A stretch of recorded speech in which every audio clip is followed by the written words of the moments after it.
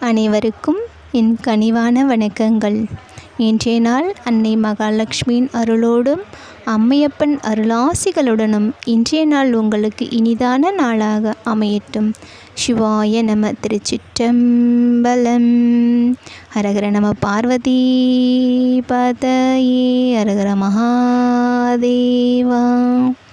கீர்த்தி திரு அகவல். இதில் 24வது பாடலை விளக்கத்துடன் பார்ப்போமாக. பரிமா விண்மிசை பயின்ற வண்ணமும் மீண்டு வாரா வழி அருள் புரிபவன், பாண்டி நாடே பழம்பதியாகவும் பத்திசை அடியாரை பரம்பரத்து உய்ப்பவன், உத்தரகோச மங்கையூர் ஆகவும். இறைவன் குதிரையின் மீது அமர்ந்து வந்து அடியார்க்கு அருள் செய்த வண்ணமும் மீண்டும் பிறவாத நிலையை அடைவதற்குண்டான வழிகளை நாம் கடைப்பிடிப்பதற்கும் உண்டான வழிகளையும் அந்நெறியை நமக்கு ஊட்டி நமக்கு அருள் செய்பவர் நம் இறைவன்.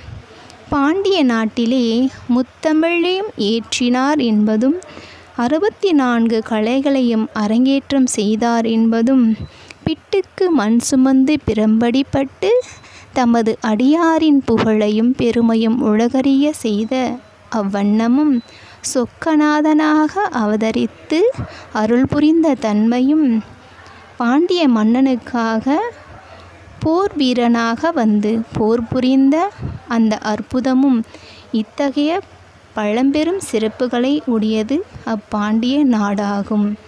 தம்மிடத்தில் பக்தி செலுத்துகின்ற உயிர்களை இறைவன் மேலான இடத்தில் வைத்து மேலானவற்றிற்கும் மேலாக ஓர் இடமாக முக்தி நிலையை அடைய செய்பவர் என்பது மிகவும் குறிப்பிடத்தக்கது. ஆம், நம் இறைவனிடத்தில் நாம் பக்தி செலுத்துகின்ற அத்தன்மையானது முக்தி நிலையை அடைவதை சாத்தியமாகும்.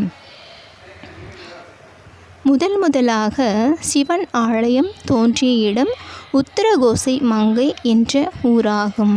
ஆம், உத்தரகோசை மங்கையிலே இறைவன் மரகத லிங்க திருமேனியாக காட்சியளிக்கின்றார் என்பதும், அனைவருக்கும் அருள் புரிகின்ற தன்மையும் மிகவும் வியக்கத்தக்கது ஆகும்.